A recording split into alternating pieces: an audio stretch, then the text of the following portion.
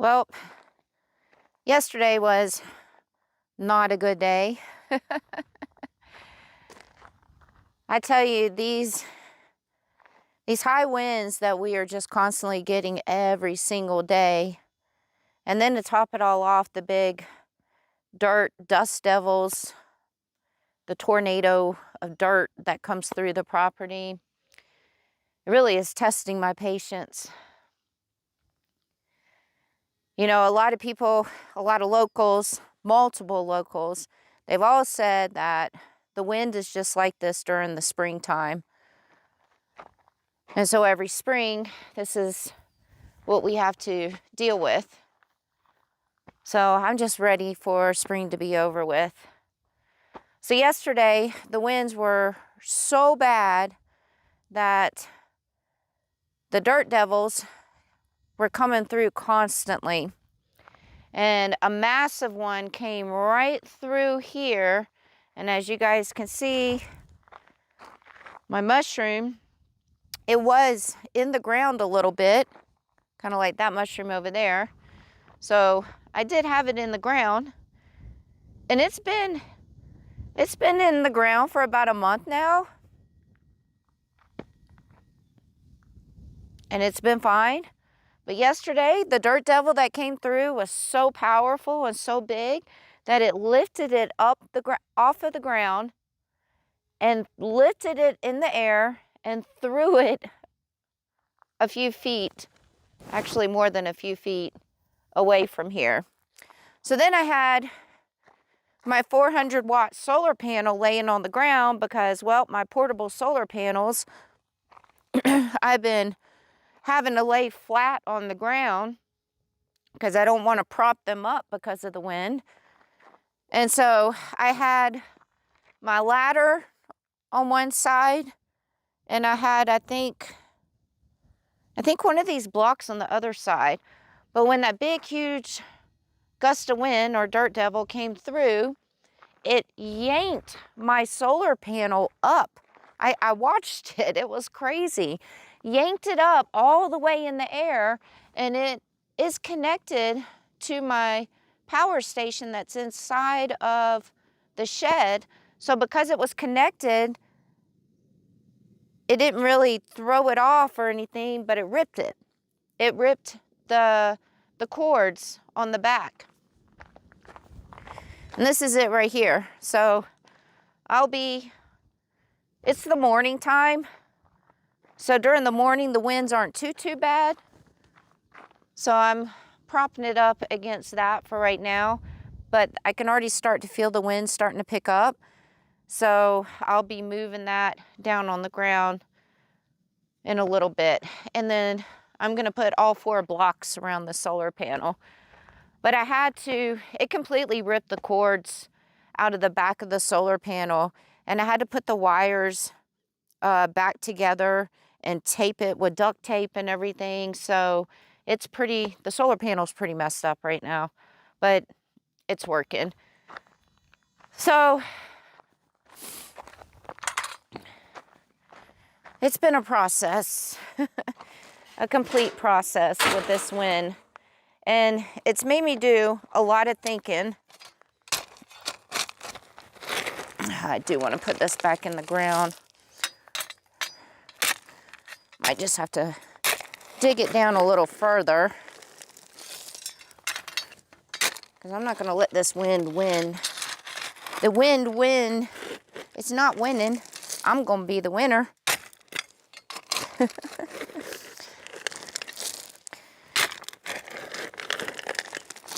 right, I'll do that later. So anyways, it had me doing a lot of thinking. And if you guys have any suggestions on this, I greatly would take the suggestions, because I hope that all these locals and all these people that have been telling us that the wind is just crazy like this during the springtime, I hope that they are correct. We are in the high desert at almost 7,000 feet in elevation. So I expected the winds to be kind of crazy, but not every single day. Literally. And the dirt devils, I expected those to be coming through here all year round due to the wide open land that we have here and not too many trees. I am looking into maybe planting some trees on the property. Just need to do some research on that. But for the time being, I have to figure out a way to have some blockage of the wind in my little area. So with that being said, I was thinking about doing, you know, the cinder blocks right here. These cinder blocks, oh goodness. You know, these are really sturdy and everything. They're cement. So, I've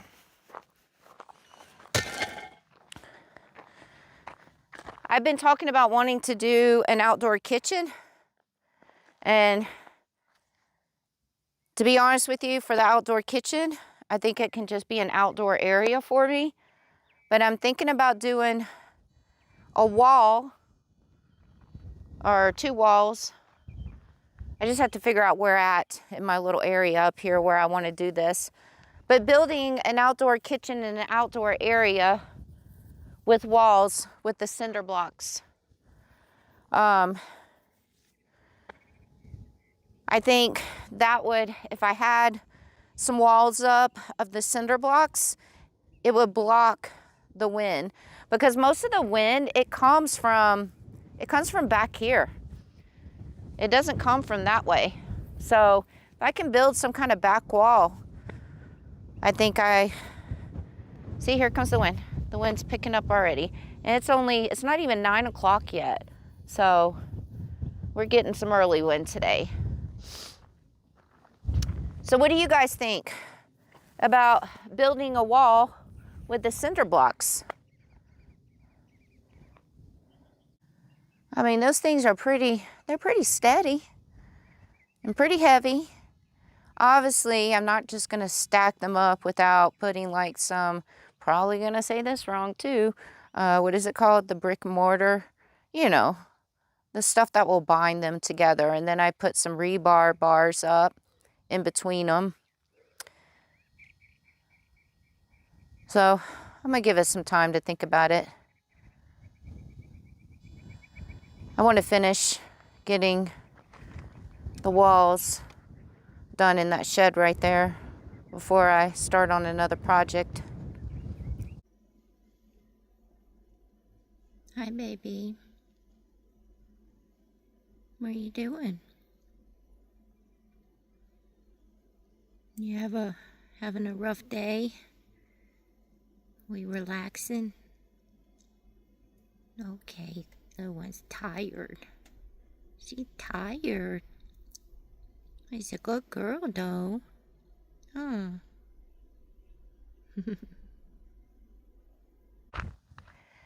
So then it had me thinking, this wind, because my stuff just wasn't affected by the strong winds we had yesterday and the dust devils or dirt devils. The tornado of dirt that comes through. My friend up there, he has a 450-gallon water tank also. And mind you, we don't have water in our water tanks yet because we're still trying to figure out how we're going to set them up and everything. But even without the water in those tanks, they're pretty heavy, like really heavy. And with the wind that we had yesterday and the dirt devils going through, you know, it knocked up all my stuff, but my friend's water tank, the same exact one that I have, it picked it up. I watched it happen also. It picked it up in the air and it threw it across the street, like across our dirt road that we have up there. I mean, it was pretty crazy to watch that. So I'm surprised mine didn't get kicked up. So that made me start doing some more thinking about the water. Obviously, once we put water in the water tanks, there's going to be a lot of weight on it. But I've already been thinking, since I've had the water tank, how am I going to have it insulated for the winter time? Because we are expected to have snow out here. And I think what I'm going to do, this will be for insulation and for blocking the wind. So I was going to build a wooden wall, like 4 walls around it or 3 walls. But let's face it, I'm starting to wonder if building things with wood out here is going to be the smart thing to do. I feel like building anything with wood, these winds and the dirt devils are going to break the wood. So I don't know. So I'm leaning a lot towards brick right now. So the brick that I have here from my fireplace, where I got this brick from, they also had other different types of brick. See, the wind is starting to pick up now.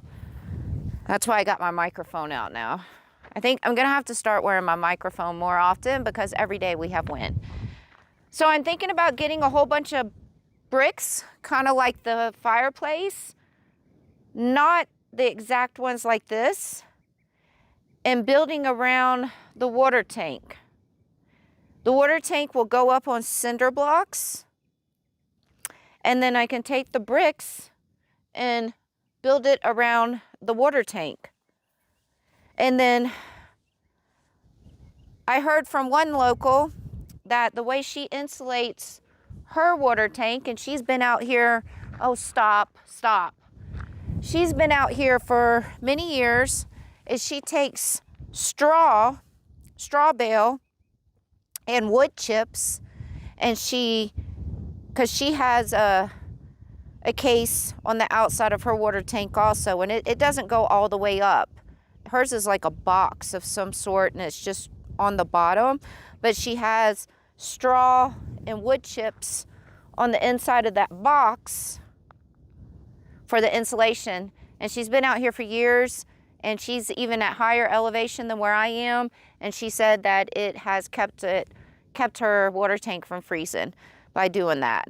So I'm thinking about maybe building up halfway on the tank with some blocks, because these blocks, you can get these for $1 to $2 a piece, which isn't bad at all.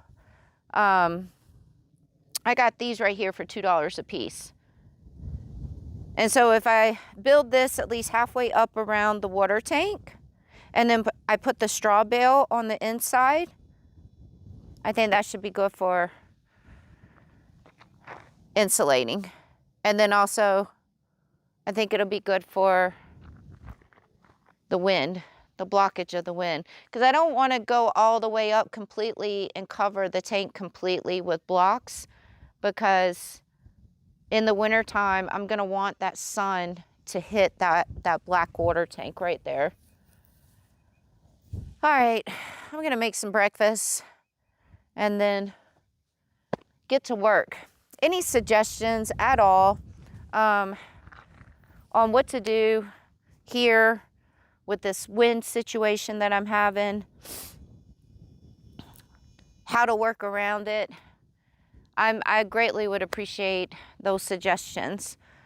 For the negative ones that want to be idiots and say, oh, I told you your land was trash. I told you your land was worthless. There is tons of other people in this area. We're not the only ones here. And all these other people that are in this area, they've been here for years, if not longer than years and years and years. And they are living off the grid and doing what we're doing. So if those other people can make it work out here, we can make it work. We love the land that we're at. It's not going to be all roses and peaches, all the time. It is an off-grid property. So we're going to have mishaps. We're going to have some,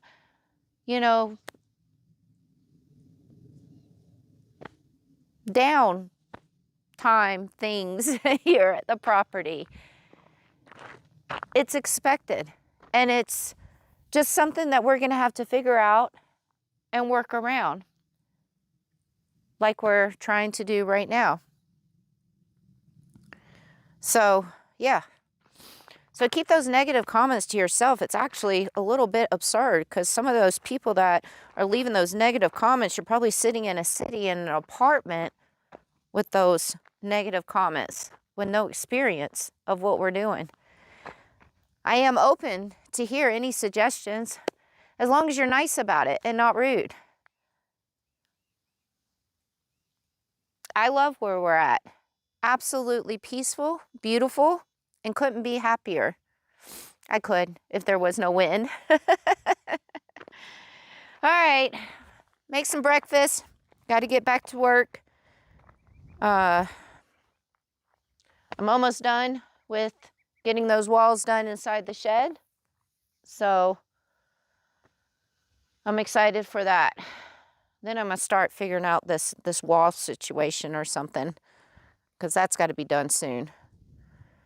All right, I'm going to make some breakfast.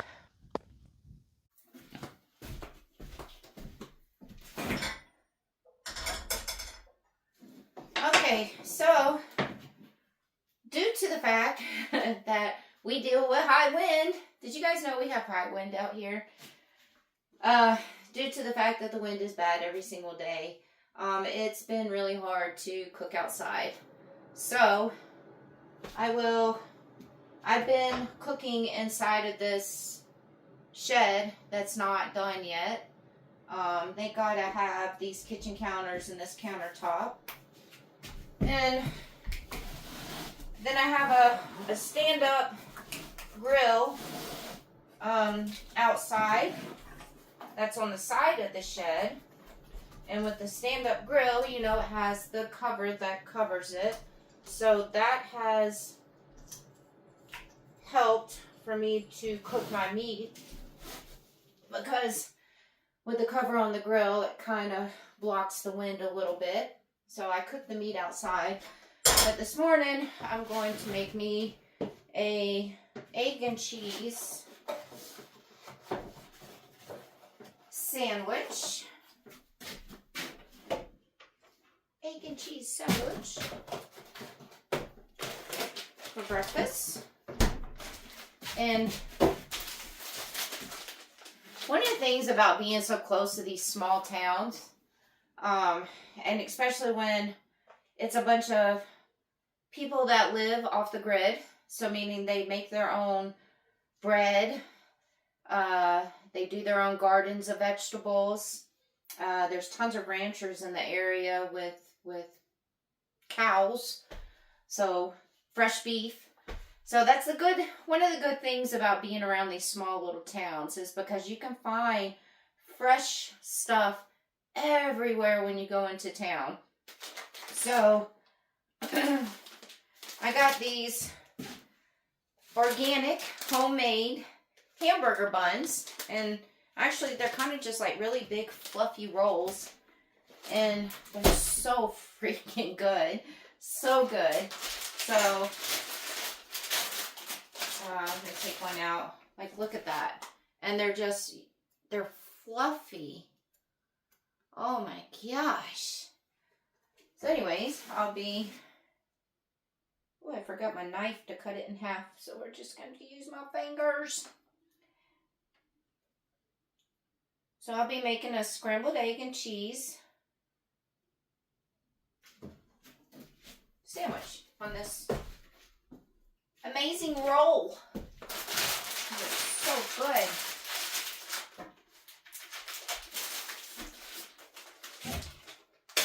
And there's nothing like having the fresh beef all around.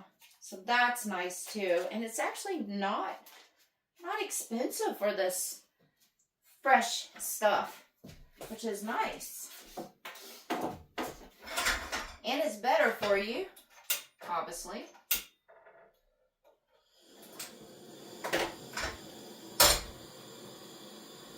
Alright. Put some butter in.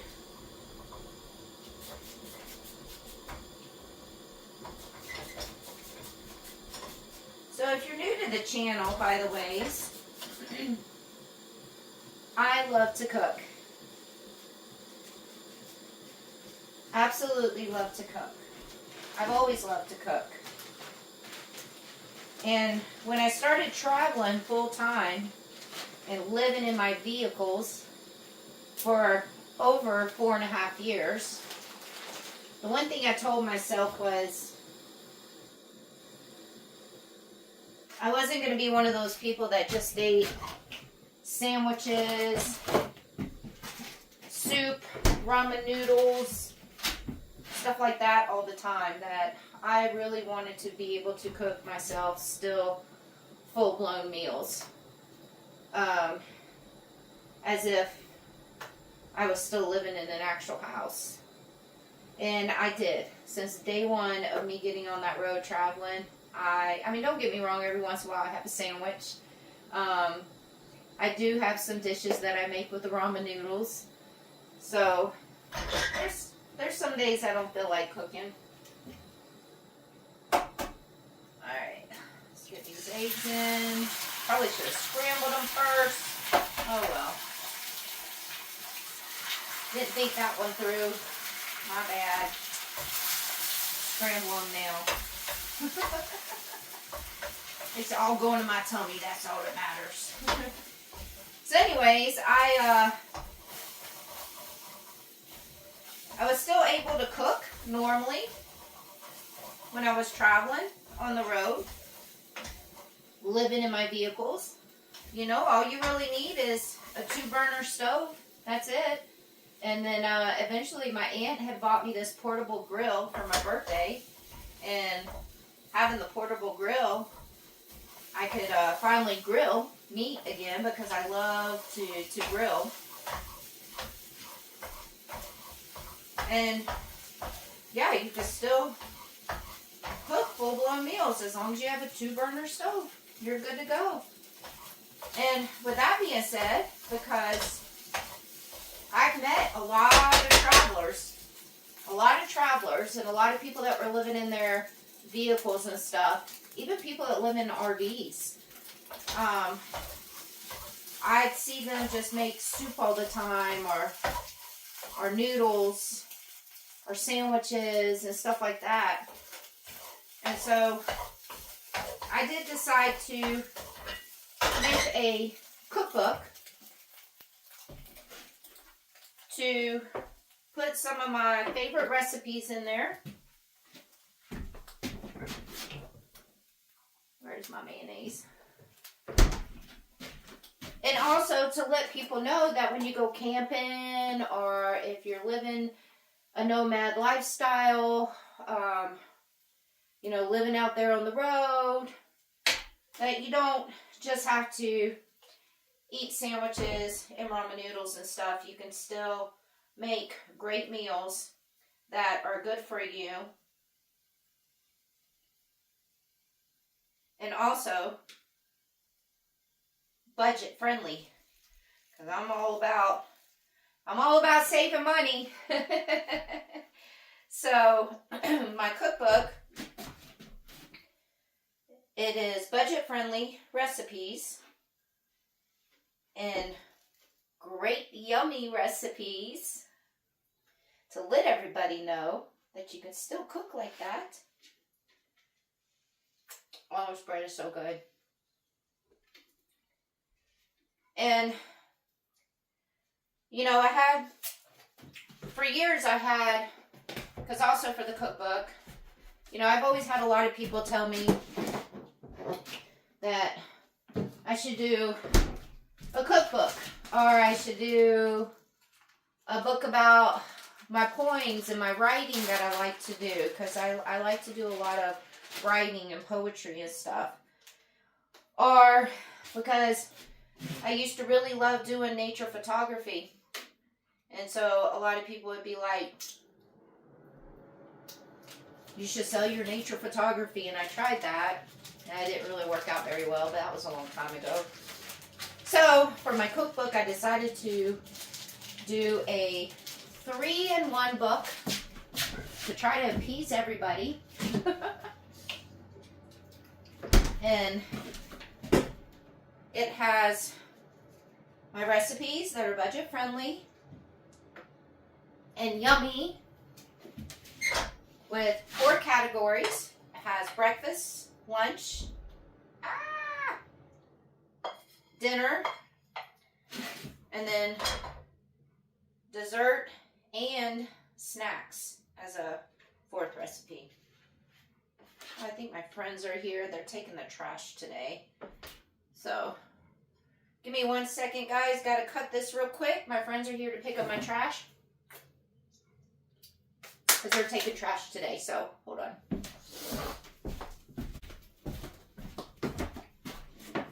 Okay, sorry about that. We all take turns taking the trash, going to the dump. So, they are going to the dump today.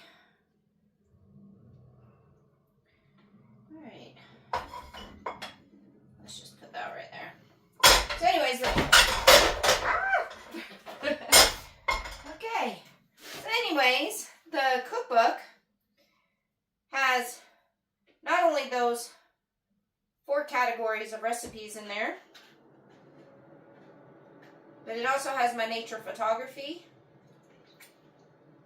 with each recipe. And then it also has some of my poetry. So this is, and I got it published. It was my first time ever published in a book. So it was pretty exciting. And I published it about a year ago. And a good bit of books sold out, but I do still have a little bit of books left. But just to give you guys a little idea.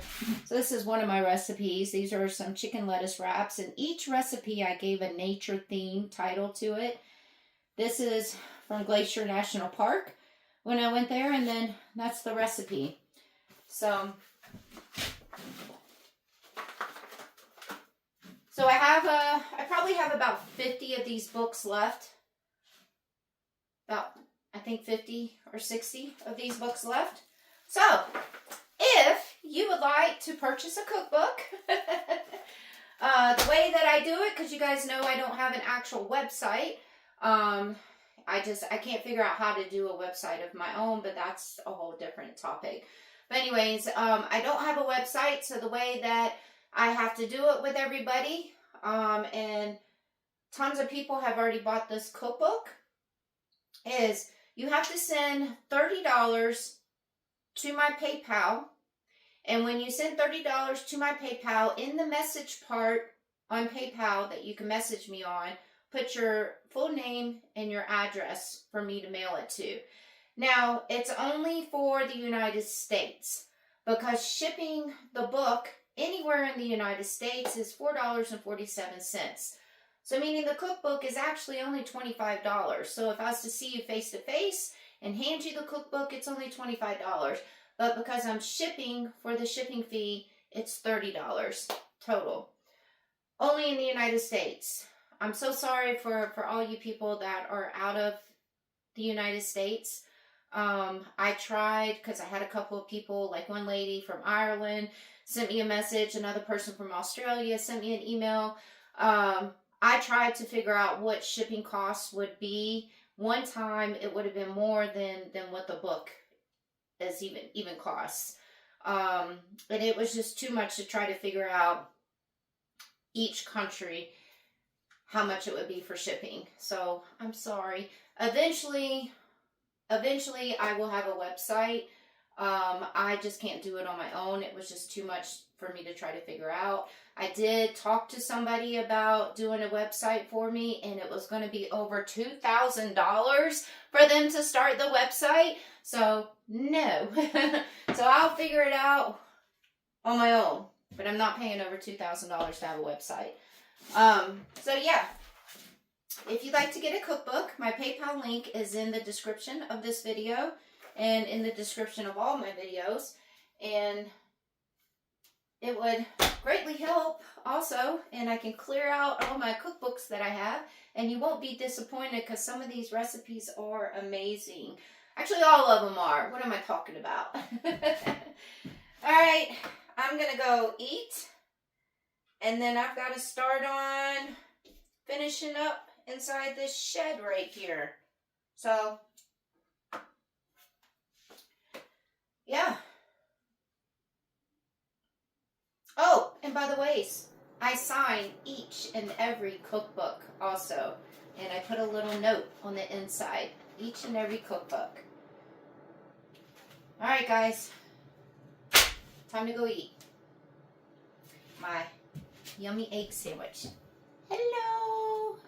I'm about to go in Sarah's mouth.